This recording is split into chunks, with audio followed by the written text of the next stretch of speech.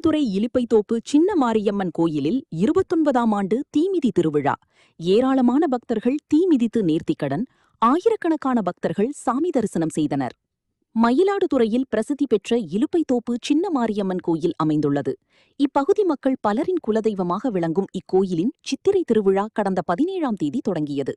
திருவிழாவின் முக்கிய விழாவான 29ஆம் ஆண்டு தீமிதி திருவிழா இன்று வெகு விமர்சையாக நடைபெற்றது. இதையொட்டி சக்தி கரகம் மற்றும் விரதம் இருந்து காப்பு கட்டிய ஏராளமான பக்தர்கள் மயிலாடுதுறை காவிரி கரையிலிருந்து மேளதாள வாத்தியங்கள் முழங்க வீதி உலாவாக கோயிலை வந்தடைந்தனர். வழியெங்கும் மக்கள் தங்கள் வீடுகளின் முன்பு சக்தி கரகத்திற்கு தீபாராதனை எடுத்து வழிபாடு நடத்தினர். தொடர்ந்து கோயிலின் முன்பு அமைக்கப்பட்ட தீக்குழியில் சக்தி கரகம் மற்றும் பக்தர்கள் இறங்கி தீமிதித்து தங்கள் நேர்த்திக்கடனை செலுத்தினர். மேலும் அலகு காவடி எடுத்தும் பக்தர்கள் தீமிதித்தனர். இதில் ஆயிரக்கணக்கான பக்தர்கள் கலந்து கொண்டு தீமிதி திருவிழாவை கண்டு சாமி தரிசனம் செய்தனர். விண்ணை முட்டும் கண்கவர் வானவேடிக்கை பக்தர்களை கவர்ந்தது.